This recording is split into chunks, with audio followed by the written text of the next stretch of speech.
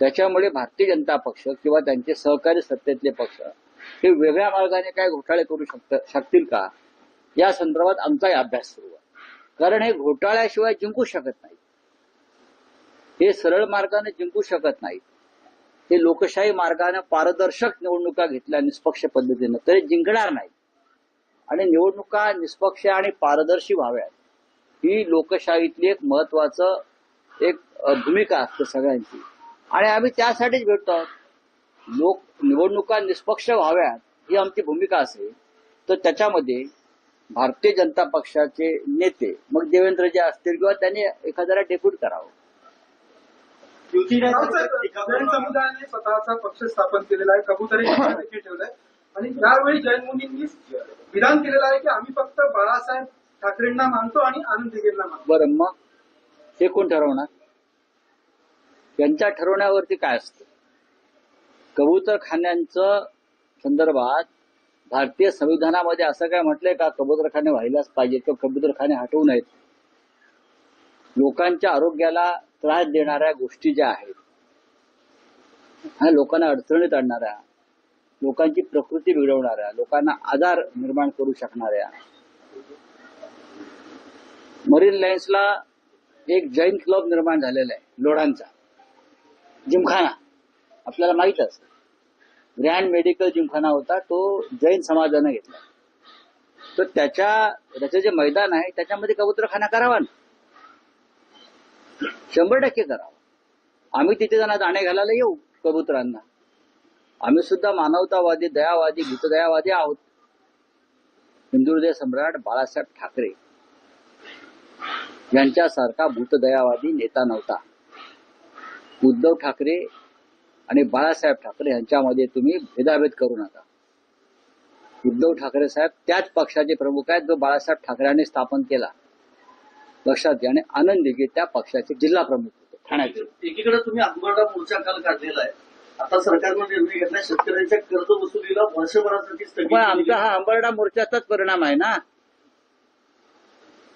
शेतकऱ्यांच्या जीवनाचा जो उकिरडा करून ठेवला या सरकारनं, त्याच्या विरुद्ध आंबरडा मोर्चा होता. आणि त्याच्यामुळे सरकारला आता मराठवाड्यातल्या शेतकऱ्यांची काळजी घ्यावी लागेल. हे जे निर्णय आता हळूहळू होत आहेत, की काल जो आम्ही मोर्चा काढला, आंबरडा मोर्चा काढला, सरकारला उद्धव ठाकरे साहेबांनी इशारा दिला, त्यानंतरही पावलं पडतायत. देवेंद्र फडणवीस आज दिल्ली दौऱ्यावर आहे. काही सूत्रांची माहिती, काही अन्य राजकीय घडामोडी त्याला जोडून काल सुधीर मुनगंटीवार दिल्लीमध्ये होते आणि त्यांनी देखील अमित शाह वगैरे यांची भेट घेतली. कोणत्याही प्रकारे वक्तव्य केलं नाही की कशासाठी भेट घेतली. आज देवेंद्र फडणवीस दिल्लीमध्ये, काय वाटतं ते राजकीय उलटापालट होऊ शकतं? काय ते होणार राजकीय उलटापालट? उलटापालट होणार. उलटापालट आता होईल नोव्हेंबर महिन्यात. आम्हाला अपेक्षा आहे की देशाच्या सर्वोच्च न्यायालयामध्ये जो खटला सुरू आहे त्या खटल्यातून आम्ही अपेक्षा अजूनही करत आहोत की न्यायदेवता आम्हाला न्याय देईल. जर तो न्याय मिळाला आम्हाला तर नक्कीच उलटापालट होईल. बाकी आता दिल्लीमध्ये उलटापालट करण्याची क्षमता महाराष्ट्राच्या नेतृत्वात नाही, ही पूर्वी होती. आमचं गोपीचंद पडळकर त्यांनी आरोप केले जयंत पाटलांवर, त्यांनी जमिनी हडपल्या लोकांच्या साखर काय दुसरा विषय? उद्धव ठाकरे बावनकुळे असं म्हणतात की उद्धव ठाकरे सर्वात हातबल मुख्यमंत्री होते. हतबल म्हणजे काय असं? ज्याने शेतकऱ्यांचं कर्ज माफ केलं एका झटक्यात, ज्याने करोना आणि कोविड काळामध्ये या महाराष्ट्राला जीवदान दिलं, करेक्ट, त्यांना हतबल मुख्यमंत्री म्हणणं म्हणजे स्वतः किती लाचार लोचट आहोत हे दाखवतं. तुम्हाला मंत्रिमंडळात का घेतलं, ही तुमची हतबलता काय आहे हे आधी सांगा. या राज्यातलं सरकार जे आलेलं आहे हे भ्रष्ट मार्गाने आलेलं आहे, घटनाबाह्य पद्धतीने आलेलं आहे. तर त्या सरकारमध्ये सामील असलेल्या कोणत्याही लोकांना उद्धव ठाकरे यांच्या सरकारवरती टीका करण्याचा अधिकारच नाहीये. या सरकारचा फैसला न्यायालयात लागणार आहे. चला, थँक्यू.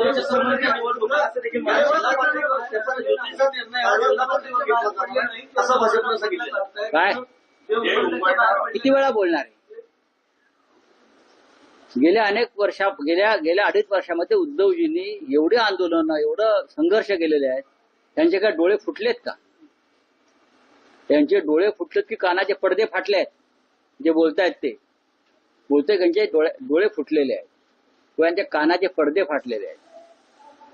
हे अमित शहाच्या कंपनीतले नोकर आहेत सगळे. अमित शहाची जिथे बेनामी कंपनी आहे ना, त्या कंपनीचे लाचार नोकर आहेत. ते दुसरं काय बोलणार?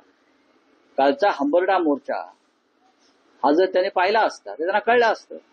या आधी जे आंदोलन उद्धव ठाकरे यांच्या नेतृत्वाखाली महाराष्ट्रात झाले ते कोण करताय? यात शिवसेना हा या महाराष्ट्रातला पहिला क्रमांकाचा सगळ्यात मोठा विरोधी पक्ष आहे आणि त्याची तुम्हाला भीती वाटते उद्धव ठाकरे साहेबांची.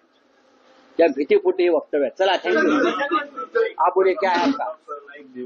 अरे छोड़ो रे. अरे सर प्रशांत किशोर ने कहा है कि तेजस्वी यादव राघोपुर से खड़ेंगे जैसे राहुल गांधी अमेठी में आ रहे थे.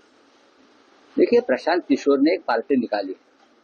वो किसी एक व्यक्ति का नाम लेकर जो राजनीति करते हैं ना, वो राज्य की राजनीति नहीं. तेजस्वी यादव अनडिस्प्यूटेड लीडर है बिहार के. Rahul Gandhi undisputed leader and leader of opposition है इस देश के. प्रशांत किशोर को अभी अपनी जो ताकत है वो दिखानी है बिहार में. उनकी पार्टी नई नई है, उनकी दौलत नई नई है, लेकिन बात बहुत बड़ी करती है. जब चुनाव के नतीजे आ जाएंगे तब उस बारे में हम चर्चा करेंगे. तेजस्वी यादव बिहार के अगले मुख्यमंत्री है, होंगे, उनको कोई नहीं रोक सकता. चलिए. चिदंबरम असं म्हणतात की ऑपरेशन दिवसाची खूप मोठी चुकी होती आणि इंदिरा गांधी यांनी आपल्या जीव घेऊन त्या चुकीची भरपाई केलेली आहे. यापासून नरेंद्र मोदी यांनी धडा घ्यायला पाहिजे की काळीच काय असतं पंतप्रधानांचं. आपला जीव धोक्यात असताना सुद्धा त्यांनी अतिरेक्यांच्या विरुद्ध लढाई केली. आपला जीव, आपले प्राण धोक्यात आहेत तरी सुद्धा त्यांनी अतिरेक्यांच्या जागांवरती हल्ले केले, रणगाडे घुसवले. त्याच्यामध्ये 2 प्रमुख नेत्यांना प्राण गमावे लागले. एक देशाच्या प्रधानमंत्री होत्या तेव्हा इंदिराजी आणि जनरल अरुण कुमार वैद्य. पण त्यांनी पर्वा न करताय नरेंद्र मोदींनी हा इतिहास जर वाचला तर कदाचित त्यांच्यामधलं शौर्य जागेल. ज्या पद्धतीनं ऑपरेशन सिंदूरमधून त्यांनी प्रेसिडेंट ट्रम्पच्या दबावाखाली माघार घेतली याचा अभ्यास चिदंबरम यांना करावा लागेल. ते वकील जरूर आहेत, मोठे वकील आहेत ते, पण काही गोष्टी त्यांच्याकडून ज्या वक्तव्य येतात ते बहुतेक भारतीय जनता पक्षाचे वक्तव्य आहेत. हा पुढला प्रश्न. पण राहुल गांधी मतांचा अधिकार, बरं का, वोट अधिकार यात्रा आणि वोट चोरी हा विषय देशभरातल्या घराघरात आणि प्रत्येक माणसापर्यंत नेला आहे, सत्य. त्याच्यामुळे भारतीय जनता पक्ष किंवा त्यांचे सहकारी सत्तेतले पक्ष हे वेगळ्या मार्गाने काय घोटाळे करू शकतील का, या संदर्भात आमचाही अभ्यास सुरू आहे. कारण हे घोटाळ्याशिवाय जिंकू शकत नाही, हे सरळ मार्गाने जिंकू शकत नाही. हे लोकशाही मार्गाने पारदर्शक निवडणुका घेतल्या निष्पक्ष पद्धतीनं तरी जिंकणार नाही. आणि निवडणुका निष्पक्ष आणि पारदर्शी व्हाव्यात ही लोकशाहीतली एक महत्वाचं भूमिका असते सगळ्यांची. आणि आम्ही त्यासाठीच भेटतो आहोत. निवडणुका निष्पक्ष व्हाव्यात ही आमची भूमिका असेल तर त्याच्यामध्ये भारतीय जनता पक्षाचे नेते, मग देवेंद्रजी असतील किंवा त्यांनी एखाद्याला डेप्यूट करावं. जैन समुदायाने स्वतःचा पक्ष स्थापन केलेला आहे, कबुतरी देखील ठेवलाय आणि यावेळी जैन मुनींनी विधान केलेलं आहे की आम्ही फक्त बाळासाहेब ठाकरेंना मानतो आणि आनंद दिघेंना मानतो. बरं, मग हे कोण ठरवणार? त्यांच्या ठरवण्यावरती काय असतं?